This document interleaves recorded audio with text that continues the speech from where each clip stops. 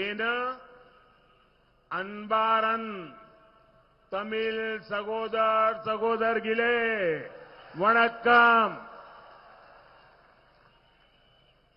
First of all, I offer my prayers to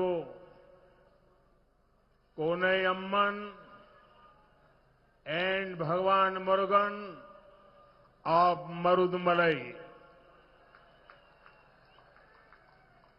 Just a few days ago, my Tamil brothers and sisters celebrated Puthandu across the world.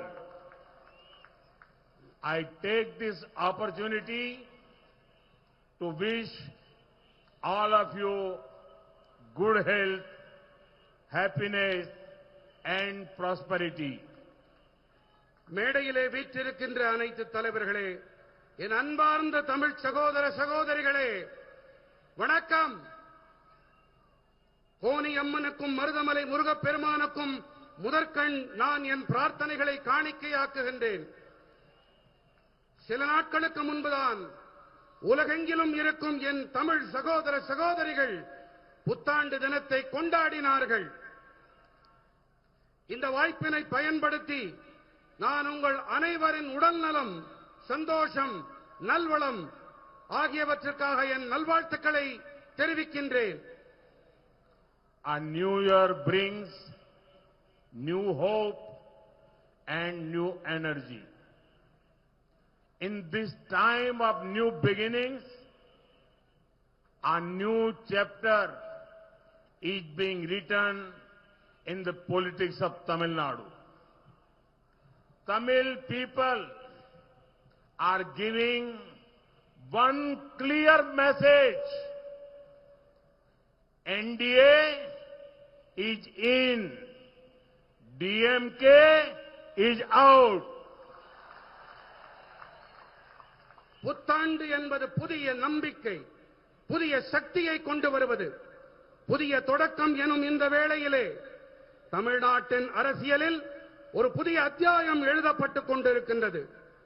Tamil மக்கள் தெளிவான ஒரு செய்தியினை அளிக்கிறார்கள்.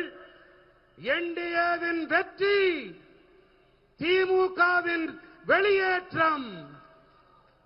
Friends, Kongu Nadu, especially Kovai, is a land of hard-working and affectionate people.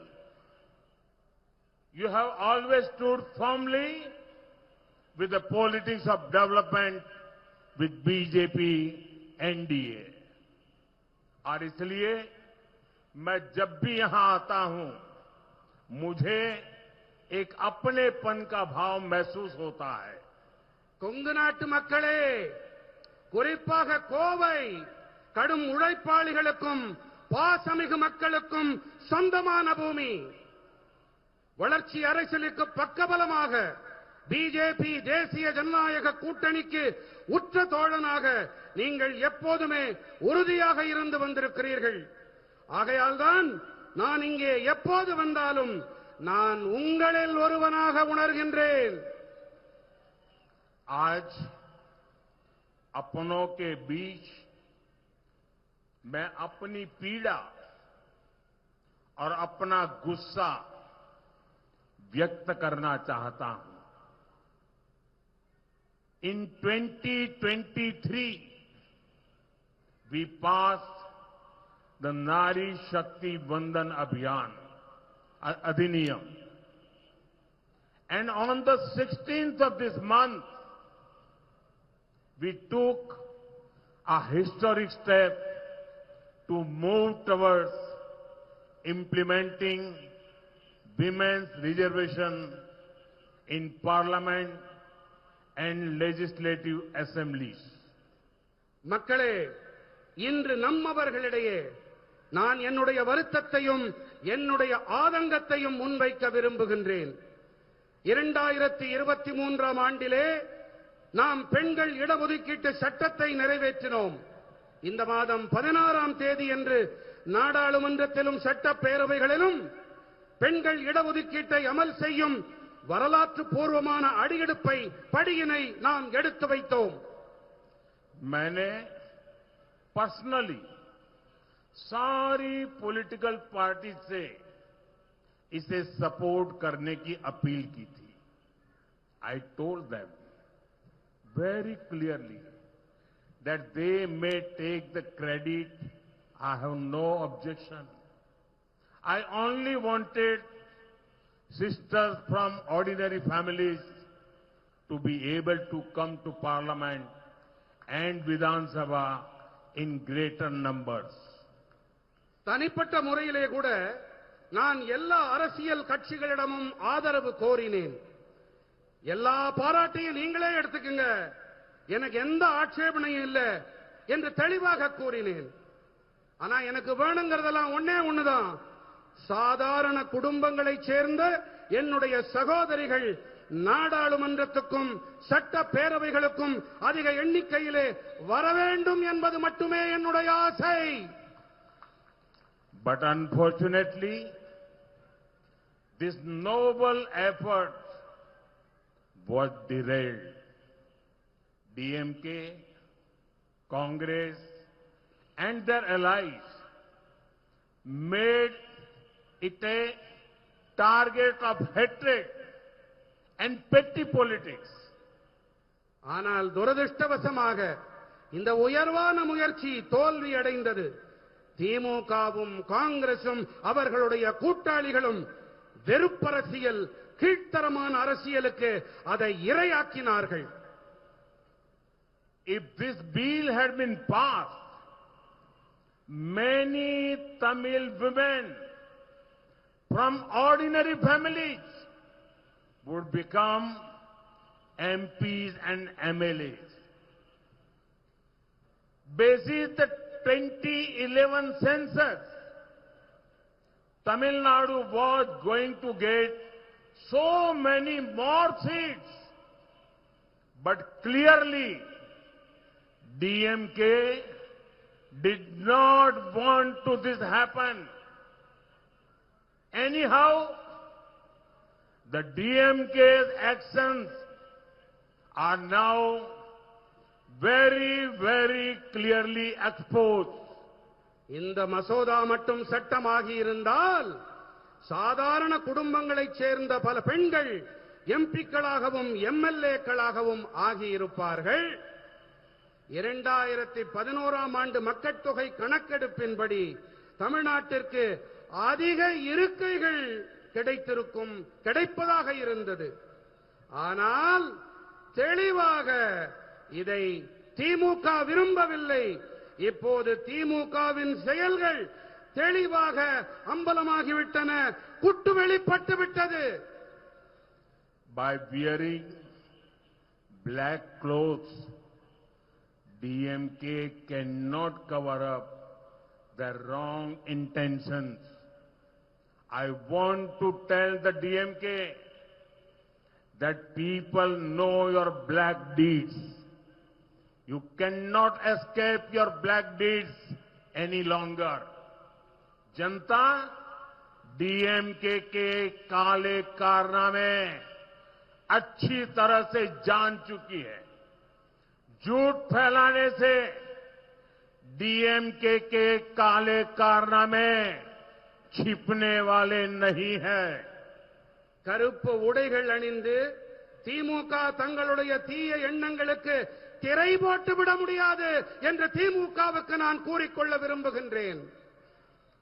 உங்களுடைய கெட்ட செயல்களின் பலன்களிலிருந்து உங்களால் இனி தப்பவே முடியாது. மக்கள் உங்களின் உண்மையான முகங்களை தெரிந்து கொண்டு விட்டார்கள். பொய்களை பேசித் திரியும் திமுகவால் இனிமேல் புரட்டுக்களை, புனை சுருட்டுக்களை மறைக்க முடியாது.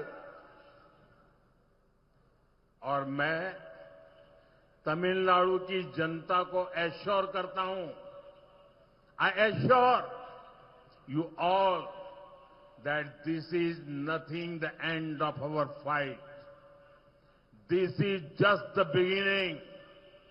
बीजेपी और एनडीए आपके अधिकारों के लिए संघर्ष करते रहेंगे। தமிழர்களே, உங்களுக்கு நான் ஒன்று உறுதிபட கூறிக்கொள்ள விரும்புகின்றேன். இது எங்களுடைய போராட்டத்தின் முடிவு அல்ல, இது தொடக்கம்தான். பிஜேபியும் தேசிய ஜனநாயக கூட்டணியும் உங்களுடைய உரிமைகளுக்காக தொடர்ந்து போராடி வருவார்கள். இது என்னுடைய उறுதிப்பாடு. इस कार्यक्रम के बाद आज रात को 8:30 बजे 8:30 मैं राष्ट्र के नाम अपनी बात बताने वाला हूं। इस विषय पर मैं विस्तार से चर्चा करने वाला हूं। இந்த நிகழ்ச்சி நிறைவடைந்த பிறகு இன்று இரவு 8:30 மணி அளவிலே நான் நாட்டு மக்களிடம் உரையாற்ற விரும்புகின்றேன். இந்த விஷயம் குறித்து விரிவாக நான் நாட்டு மக்களிடம் பகிர்ந்து கொள்ள இருக்கிறேன். அனைவரும் தவறாது கேளுங்கள். Today, DMK had no achievement to showcase, no real issues to raise.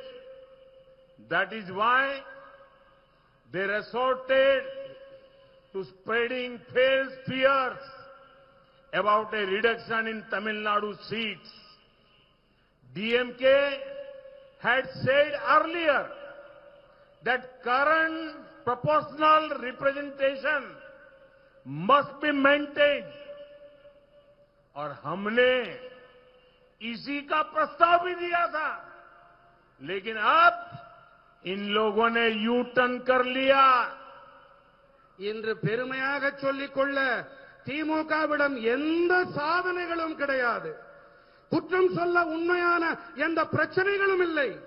அதனால்தான் தமிழ்நாட்டின் இருக்கைகள் குறைப்பு பற்றி பொய்யான பயங்களை பரப்பத் தொடங்கி இருக்கின்றார்கள். தற்போது இருக்கும் விகிதாச்சார அடிப்படையிலான பிரதிநிதித்துவம் தக்க வைக்கப்பட வேண்டும் என்று திமுக முன்பு கூறியது. நாங்கள் இதன் அடிப்படையில் தான் மசோதாவை முன்வைத்தோம். ஆனால் அப்போது ஒன்ன சொன்னாங்க, இப்போது மாற்றி பேசுகிறார்கள். Why does it trouble DMK and Congress to see ordinary women rights? This one family party want power to remain confined within their own family.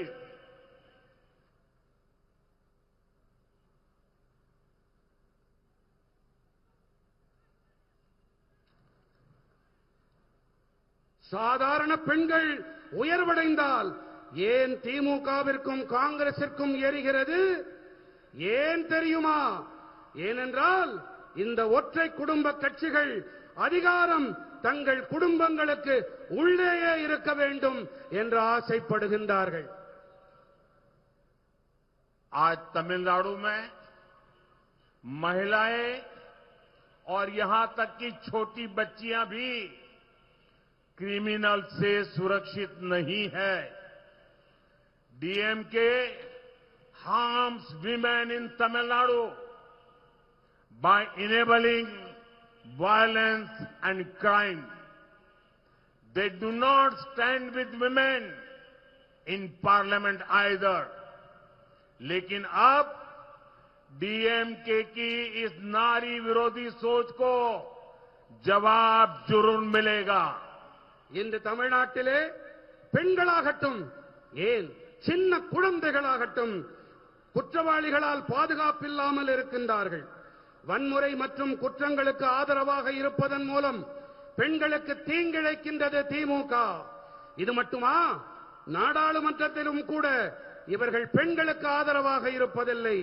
ஆனால் இப்போது பெண்களுக்கு எதிரான எண்ணப்பாட்டிற்கு சரியான பதில் திமுகவிற்கு கண்டிப்பாக கிடைக்கும். I request SPG people please collect this photograph. These kids are. அங்கே வெளிப்படுத்தப்படும் புகைப்படங்களை எஸ்பிஜி நண்பர்கள் அதை கொண்டு வந்து தருமாறு கேட்டுக் கொள்ளுகின்றேன். मैं तमिलनाडु की हर बहन से कहूंगा कि वो डीएमके और डीएमके के लोगों को जहां देखें वहीं उनसे सवाल करें। Ask them why they oppose a bill meant to ensure women's representation. Ask DMK why they denied Tamil women this golden opportunity. And on April 23rd, give them a clear and powerful message. நான் தமிழ்நாட்டின் ஒவ்வொரு சகோதரியிடமும் கூறிக்கொள்ளுகின்றேன், திமுக காரர்களை நீங்கள் எங்கே பார்த்தாலும் அங்கே அவர்களிடம் கேள்வி எழுப்புங்கள். பெண்களின் பிரதிநிதித்துவத்தை உறுதி செய்யும் மசோதாவினை ஏன் அவர்கள் எதிர்த்தார்கள் என்று கேளுங்கள். பெண்களுக்கான இந்த பொன்னான வாய்ப்பை ஏன் தமிழ் பெண்களுக்கு மறுத்தார்கள் என்று கேளுங்கள். மேலும் ஏப்ரல் மாதம் 23ஆம் தேதியன்று தெளிவான பலமான செய்தியினை அவர்களுக்கு நீங்கள் அளியுங்கள். I see Tamil Nadu as an important engine of growth for India. In the last 11 years, the center has provided more than 14 lakh crore rupees to Tamil Nadu. This has come as tax devolution, as highways, airports, railways, and welfare schemes. Congress और DMK जब दिल्ली में राज करते थे, तब तमिलनाडु को जितने पैसे मिले थे, ये धनराशि उससे कई गुना ज्यादा है. இந்தியாவின் வளர்ச்சிக்கான முக்கியமான என்ஜினாக தமிழ்நாட்டினை நான் பார்க்கின்றேன். கடந்த 11 ஆண்டுகளாக 14 லட்சம் கோடி ரூபாய்க்கும் அதிகமான நிதியை தமிழ்நாட்டிற்கு மத்திய அரசு அளித்திருக்கின்றது. இது நிதி பகிர்வாக நெடுஞ்சாலைகள், விமான நிலையங்கள், ரயில்வே துறை மற்றும் நலத்திட்டங்களாக அளிக்கப்பட்டிருக்கின்றன. காங்கிரசும் திமுகவும் ஆட்சி செய்த காலத்திலே தமிழ்நாட்டிற்கு அளிக்கப்பட்ட நிதியை விட இந்த தொகை பல மடங்கு அதிகம். Over the past 5 years, two things have increased to record levels in Tamil Nadu. The first is one family's wealth, and the second is Tamil Nadu's death. The DMK's top family is becoming richer and richer, while the debt on each person of Tamil Nadu is becoming more and more. நண்பர்களே, கடந்த 5 ஆண்டுகளாக தமிழ்நாட்டிலே 2 விஷயங்கள் சாதனை அளவுகளை எட்டியிருக்கின்றன. முதலாவதாக ஒரு குடும்பத்தின் சொத்து, இரண்டாவது தமிழ்நாட்டின் கடன். தமிழ்நாட்டின் உச்சபட்ச குடும்பம் மேலும் மேலும் பணக்காரர்களாகி வருகின்றார்கள். ஆனால் தமிழ்நாட்டிலே ஒவ்வொருவர் மீதும் இருக்கின்ற கடனோ மேலும் மேலும் மேலும் கூடிக்கொண்டே போகின்றது. DMK's policy is by the family, of the family, and for the family. CM, same family. Deputy CM, same family. Prominent MP in Delhi, same family. Films, media houses, many such things controlled by one family. यहां तक कि DMK के senior नेताओं को भी एक परिवार के जूनियर मोस्ट मेंबर्स के सामने झुकना पड़ रहा है. திமுகவின் கொள்கை என்ன? குடும்பத்திற்கு, குடும்பத்தால், குடும்பத்திற்காக, அவ்வளவுதான். முதலமைச்சர் அதே குடும்பம், துணை முதலமைச்சர் அதே குடும்பம், டெல்லியில் இருக்கும் முக்கியமான எம்பிக்கள் அதே குடும்பம், திரைப்படங்கள், ஊடக நிறுவனங்கள், இப்படி பல துறைகளை ஒரே குடும்பம் தன் கட்டுப்பாட்டிலே வைத்திருக்கிறது. எந்த அளவுக்கு என்றால் திமுகவின் மூத்த தலைவர்கள் கூட ஒரு குடும்பத்தின் மிக இளைய உறுப்பினர்களிடம் தலை தாழ்த்தி நடந்து கொள்ள வேண்டியிருக்கின்றது. Whenever I meet people from Tamil Nadu, they tell me there is a big competition in the family here. The competition is between the son and the son-in-law. They are competing on who will loot more. எப்போதெல்லாம் நான் தமிழ்நாட்டு மக்களை சந்திக்க நேர்கிறதோ அப்போதெல்லாம் அவர்கள் என்னிடத்திலே ஒரு விஷயத்தை கூறுவார்கள். அது என்ன தெரியுமா? இங்கே ஒரு குடும்பத்திற்குள்ளே பெரும் போட்டா போட்டி நிலவுகிறது. இது மகனுக்கும் மருமகனுக்கும் இடையிலான போட்டி. எதிலே போட்டி? யார் அதிகமாக கொள்ளையடிக்கிறார்கள் என்பதுதான் போட்டி. Tamil Nadu needs vision in governance, not son or son-in-law loot. On a connected note, DMK and their ally in Delhi has one thing common. In both, the son-in-law had done quote-unquote wonders, and India is fed up of one son-in-law. Tamil Nadu is fed up of another son-in-law. इन दोनों परिवारों के भ्रष्टाचार से जनता बहुत परेशान है. ஆளுகையில் தொலைநோக்கு தான் இன்று தமிழ்நாட்டுக்கு அத்தியாவசியமான தேவை.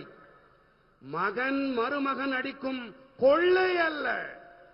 அதேபோல திமுகவிலும் தில்லியில் அவர்களுடைய கூட்டாளிக்கும் இடையே ஒரே ஒரு ஒற்றுமை. இரண்டு கட்சிகளிலும் மருமகன்கள் மேற்கோள் என்னவென்றால் அதிசயங்களை நிகழ்த்தி இருக்கின்றார்கள். இந்தியா ஒரு மகனால் ஒரு மருமகனால் சலித்து போய்விட்டது. இன்னொரு மருமகனால் தமிழ்நாட்டு சலித்து போய்விட்டது. இந்த இரண்டு குடும்பங்களின் ஊழலால் மக்கள் பெரும் வேதனையில் இருக்கின்றார்கள். But look at the contrast between DMK and BJP. Take the example of a proud son of Coimbatore, Thiru C.P. Radhakrishnan ji. No political background. He grew through honesty and hard work. For example, when he was in the choir board, he took its export to record levels. Now, a son of Coimbatore is our vice president. ஆனால் திமுகவிற்கும் பிஜேபிக்கும் இடையிலான வித்தியாசத்தை பாருங்கள். கோயம்புத்தூரின் மண்ணின் மைந்தன் CP Radhakrishnan அவர்களையே எடுத்துக்காட்டாக எடுத்துக் கொள்வோமே. அரசியல் பின்புலம் ஏதும் கிடையாது. நேர்மை மற்றும் கடுமையான உழைப்பால் உயர்ந்தவர். தென்னை நார் வாரியத்தில் இருந்தபோது ஏற்றுமதியை சாதனை அளவுகளுக்கு கொண்டு சென்றார். இப்போது கோயம்புத்தூரின் மண்ணின் மைந்தன் ஒருவர் நமது துணை குடியரசுத் தலைவராக இருக்கின்றார். कोयम्बतूर के लोगों ने हमेशा से डीएमके की भ्रष्ट और माफिया स्टाइल राजनीति को नकारा है. Therefore, DMK looks at this region with a feeling of political revenge. Remember how a member of DMK's top family insulted the people a few months ago. Now, they have sent here a politician known for massive scams, including test back scam. திமுகவின் ஊழல் மலிந்த ரவுடியீச அரசியலை கோயம்புத்தூர் மக்கள் எப்போதுமே புறக்கணித்து வந்திருக்கின்றார்கள். ஆகையால் தான் இந்த பகுதியை ஒரு அரசியல் பழிவாங்கும் நோக்கோடுதான் திமுக அணுகி வந்திருக்கின்றது. திமுகவின் உச்சபட்ச குடும்பத்தின் உறுப்பினர் ஒருவர் கோவை மக்களை சில மாதங்களுக்கு முன்னால் எப்படி அவமானம் செய்தார் என்பது நினைவிருக்கிறது இல்லையா? டாஸ்மாக் ஊழல் போன்ற பெரிய பெரிய மோசடிகளுக்கு பெயர் போன ஒரு அரசியல்வாதியை இப்போது இங்கே அவர்கள் அனுப்பியிருக்கின்றார்கள். Friends, when there is a double engine government, work moves faster. Schemes reach people quicker. Benefits multiply. நண்பர்களே, டபுள் என்ஜின் அரசாங்கம் இருக்கும்போது வேலைகள் மும்முரமாக வேகமாக நடக்கின்றன. மக்கள் நல திட்டங்கள் விரைவாக மக்களை சென்றடைகின்றன. ஆதாயங்கள் பல மடங்காகின்றது. Take the PM Suryagar scheme for example. For now, it has reached only 8,000 homes in Coimbatore. Each home got about 75,000 rupees subsidy for rooftop solar from central government. So 8,000 homes means total about 60 crore rupees given by the center. பிரதம மந்திரி சூரிய சக்தி வீடுகள் திட்டத்தையே எடுத்துக்காட்டாக எடுத்துக்கொள்வோமே. இப்போது இது கோயம்புத்தூரில் 8,000 வீடுகளை மட்டுமே சென்றடைந்திருக்கிறது. ஒவ்வொரு வீட்டிற்கும் இந்த கூரை மீதான சூரிய சக்தி அமைப்பிற்கு சுமார் 75,000 ரூபாய் மத்திய அரசு தரப்பிலிருந்து மானியம் கிடைத்தது. ஆக 8,000 வீடுகள் என்றால் சுமார் 60 கோடி ரூபாயை மத்திய அரசு அளித்திருக்கின்றது. But benefit does not stop at subsidy. Solar power cuts electricity bills. People save money. According to one calculation, each home saves about 2,000 rupees every month on power bills. 8,000 homes together save about 1.6 crore rupees every month. That is about 19 crore rupees every year.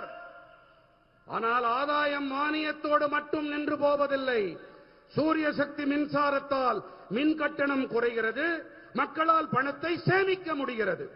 மின் கட்டணத்தால் மட்டுமே ஒவ்வொரு வீடும் சுமார் 2,000 ரூபாய் மாதந்தோறும் சேமிக்கிறது என்கிறது ஒரு கணக்கீடு.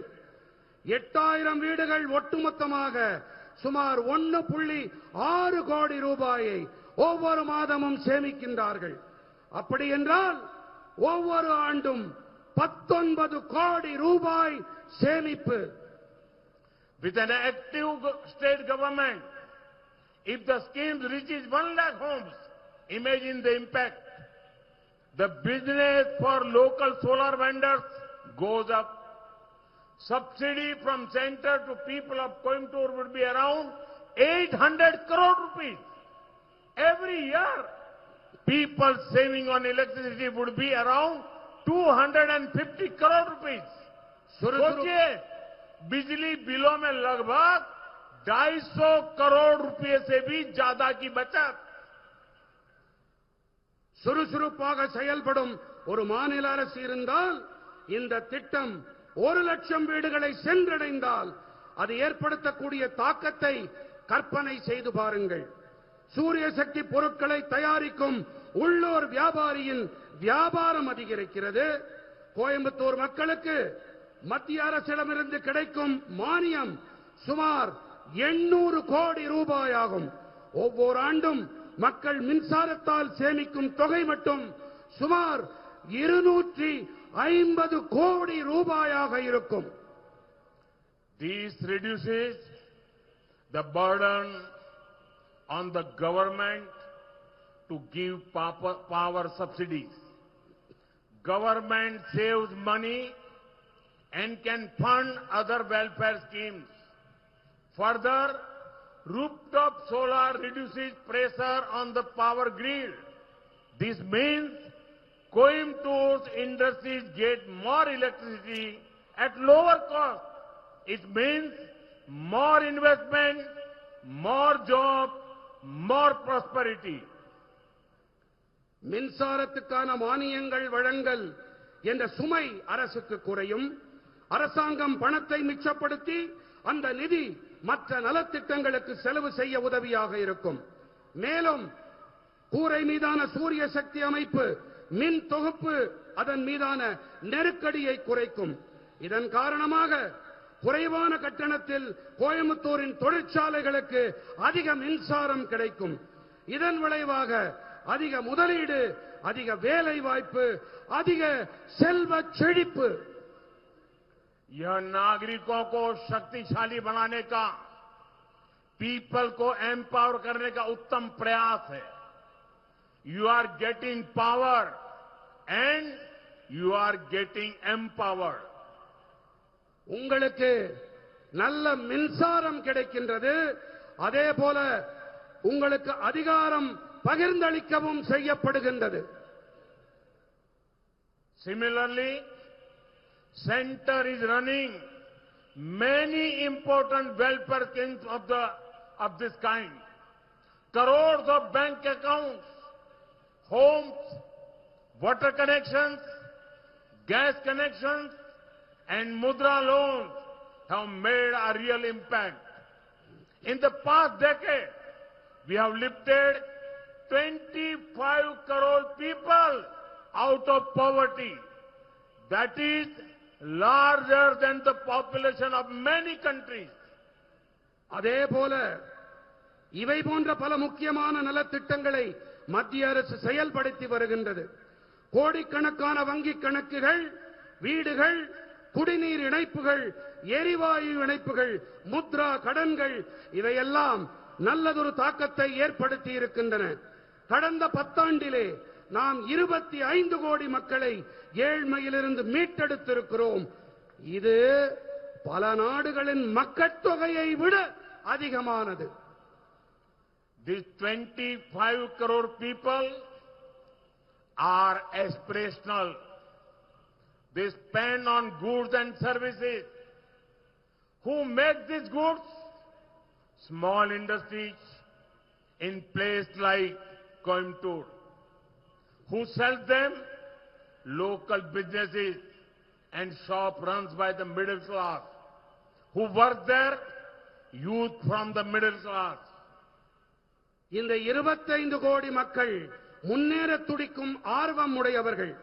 சரக்குகள் மற்றும் சேவைகளை பெற அவர்கள் செலவு செய்கின்றார்கள். யார் இந்த சரக்குகளை தயாரிக்கின்றார்கள்? கோயம்புத்தூர் போன்ற இடங்களில் இருக்கும் சிறிய தொழிற்சாலைகள் தாம். யார் விற்பனை செய்கின்றார்கள்? நடுத்தர வர்க்கத்தினர் நடத்தி வரும் உள்ளூர் வியாபாரிகளும் கடைகளும் தான். யார் அங்கே வேலை பார்க்கின்றார்கள்? நடுத்தர வர்க்கத்தைச் சேர்ந்த இளைஞர்கள் தாம்.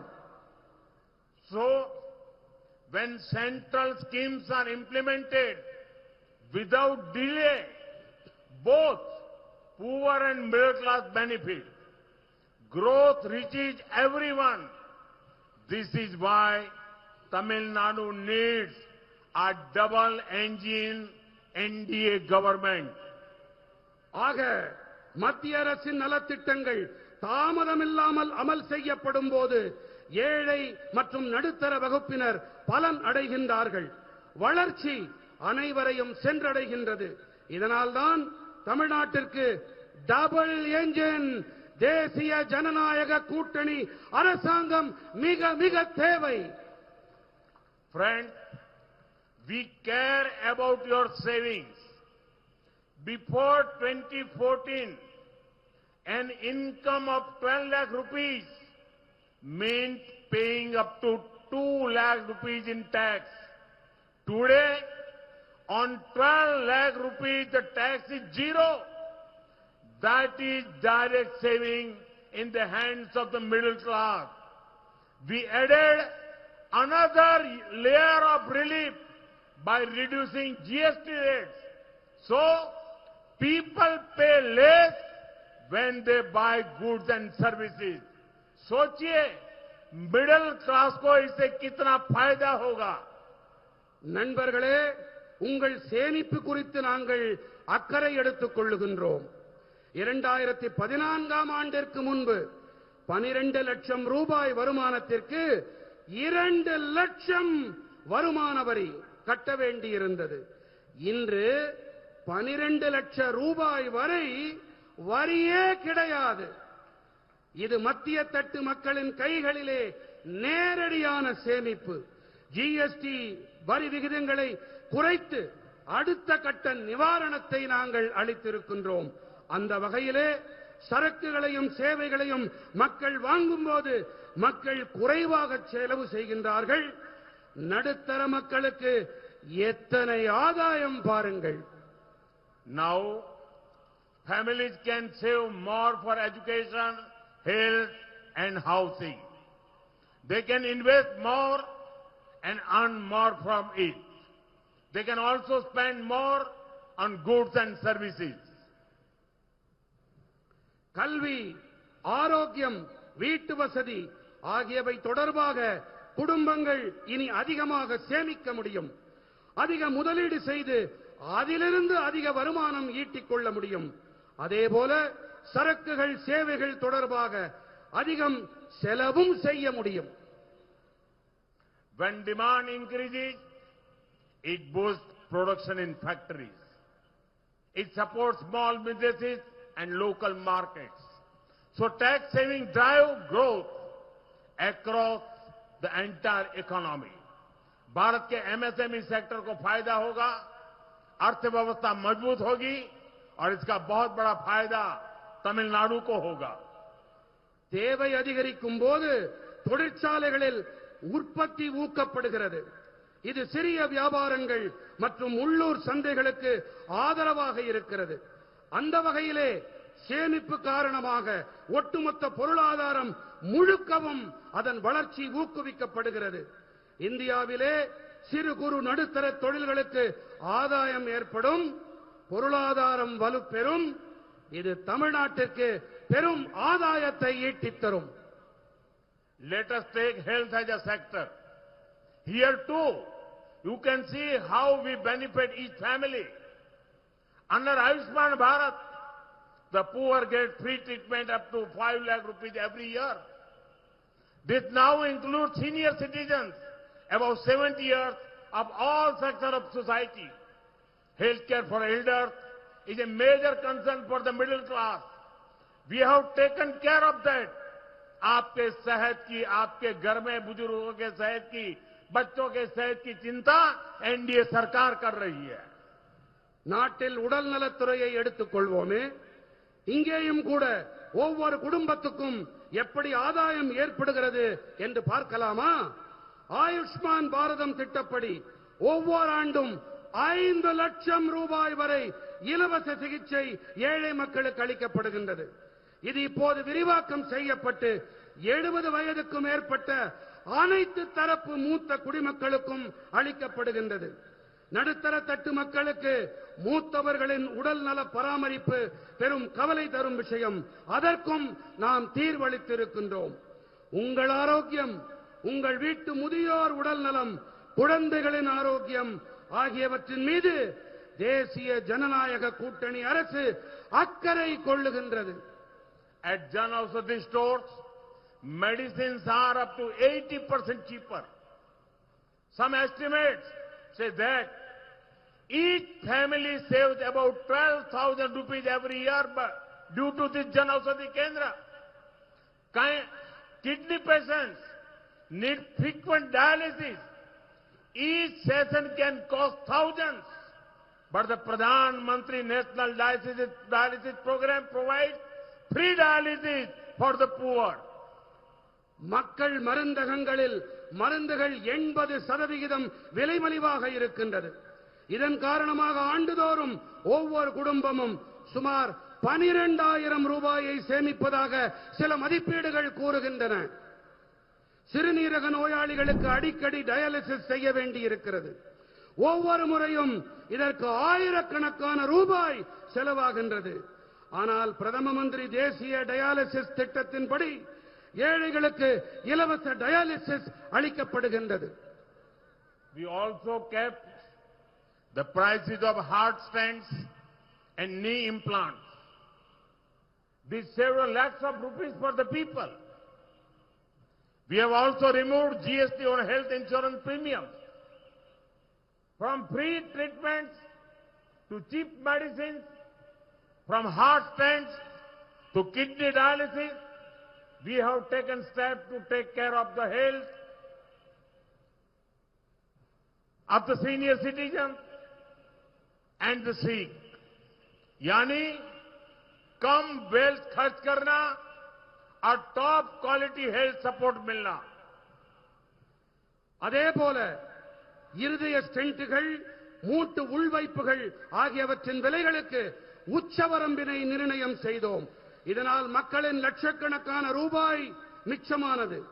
உடல்நல காப்பீடு தவணைகளின் மீதான ஜிஎஸ்டியை நாம் அகற்றிவிட்டோம். இலவச சிகிச்சை முதல் விலை மலிவான மருந்துகள் வரை, இருதய ஸ்டென்ட்கள் முதல் சிறுநீரக டயாலிசிஸ் வரை நாங்கள் மூத்த குடிமக்கள் நோயாளிகளின் உடல் நலனில் அக்கறை எடுத்து செயல்படுத்தி இருக்கிறோம். குறைவான செலவு, உயர்தர மருத்துவ சேவை, இதுவே எங்களின் குறிக்கோள். In November last year, I had come to Coimbatore for a summit on natural farming. It was an experience I will never forget. Hard-working, progressive farmers from Coimbatore and Tamil Nadu showed their innovations in this area. I salute our farmers. I also assure them that the double-engine NDA government in Tamil Nadu will improve their lives. DMK सरकार के कभी किसानों की चिंता नहीं की. NDA की double engine सरकार किसान कल्याण को प्रायोरिटी देगी. கடந்த ஆண்டு நவம்பர் மாதம் நான் கோயம்புத்தூருக்கு இயற்கை வேளாண்மை மாநாட்டிலே பங்கெடுக்க வந்திருந்தேன். அது மறக்க முடியாத அனுபவமாக இருந்தது. கோவை தமிழ்நாட்டின் கடினமாக உழைக்கும் விவசாயிகள் தங்கள் புதுமைகளை காட்சிப்படுத்தினார்கள். நமது விவசாயிகளுக்கு நான் தலை வணங்குகின்றேன். என்டிஏவின் டபுள் என்ஜின் அரசு தமிழர்களின் வாழ்வை மேம்படுத்தும் என்று நான் कुछ गारंटी देने आया हूं. Once NDA comes to power, we will fix law and order. Our sisters' safety is our priority. இன்று என்னுடைய கோயம்புத்தூர் மண்ணிலிருந்து தமிழ்நாட்டின் மக்களுக்கு சில உத்தரவாதங்களை, கேரண்டிகளை நான் அளிக்க வந்திருக்கிறேன். கோவை மக்களே, உங்கள் மூலமாக தமிழ்நாட்டு மக்களுக்கு தெரிவிக்க விரும்புகின்றேன். என்டிஏ ஆட்சிக்கு வந்தவுடனேயே நாங்கள் சட்டம் ஒழுங்கினை சீர் செய்வோம். We will take strong action against land mafia, sand mafia and liquor mafia. We will create a Tamil Nadu that is free from the evil of drugs. This will save the lives of thousands of youth. நில அபகரிப்பு பெருங்குற்றவாளிகள், மணல் அள்ளும் பெருங்குற்றவாளிகள், மதுபான பெருங்குற்றவாளிகள் ஆகியோருக்கு எதிராக கடுமையான நடவடிக்கை எடுப்போம். போதைப் பொருள் என்ற தீமையினை, தமிழ்நாட்டினை, அது இல்லாத தமிழ்நாட்டினை நாங்கள் உருவாக்குவோம். இது ஆயிரக்கணக்கான இளைஞர்களின் வாழ்வினை பாதுகாக்கும். We will end the DMK transfer posting scams and corruption. We will investigate all of DMK scams and take action. यहां की सारी भर्तियों में पारदर्शिता होगी और यहां के लाखों नौजवानों को रोजगार मिलेगा। திமுகவின் இடமாற்றத்திற்காக பணம் பெறுதல், பண மோசடி, ஊழல் ஆகியவற்றுக்கு நாங்கள் முடிவு கட்டுவோம். திமுக செய்திருக்கும் அனைத்து மோசடிகளையும் புலனாய்வு செய்து நடவடிக்கை எடுப்போம். மேலும் இங்கே அனைத்து நியமனங்களும் ஒளிவு மறைவற்ற முறையிலே நடக்கும். மேலும் இங்கே இடமாற்றத்திற்காக இங்கே லட்சக்கணக்கான இளைஞர்களுக்கு இங்கே வேலை வாய்ப்பு உருவாக்கப்படும். मैं विशेष रूप से अपने बीजेपी के और एनडीए के कार्यकर्ता साथियों से भी कहूंगा, in the coming days reach every household in this region, meet every voter, especially first time voters and women voters. குறிப்பாக நான் பிஜேபியின் காரியகர்த்தர் நண்பர்களுக்கு ஒன்று கூறிக்கொள்ள விரும்புகின்றேன். வரவிருக்கும் நாட்களிலே இந்த பகுதியிலே இருக்கும் ஒவ்வொரு வீட்டுக்கும் செல்லுங்கள். ஒவ்வொரு வாக்காளரையும், குறிப்பாக முதல் முறை வாக்களிக்கும் வாக்காளர்கள், பெண்கள் ஆகியோரை சந்தியுங்கள். Explain NDA's vision to them, expose DMK's failures, tell people that this election is about Tamil Nadu's future. Ensure that on 23rd April, every booth witnesses record voting. आइए साथ मिलकर विकसित तमिलनाडु बनाएं, विकसित भारत बनाएं. என்டிஏவின் தொலைநோக்கரை அவர்களுக்கு விளக்கிச் சொல்லுங்கள். திமுகவின் தோல்விகளை அவர்களிடம் எடுத்துச் சொல்லுங்கள். இந்த தேர்தல் தமிழ்நாட்டின் எதிர்காலம் பற்றியது என்று அவர்களிடத்திலே உரக்கச் சொல்லுங்கள். ஏப்ரல் 23ஆம் தேதியன்று ஒவ்வொரு பூத்திலும் வரலாறு காணா வாக்களிப்பு நடப்பதை நீங்கள் உறுதி செய்யுங்கள். வாருங்கள், நாம் அனைவரும் இணைந்து வளர்ச்சியடைந்த தமிழ்நாட்டை உருவாக்குவோம், வளர்ச்சியடைந்த பாரதத்தை படைப்போம். भारत माता की, भारत माता की, भारत माता की. वणक्कम.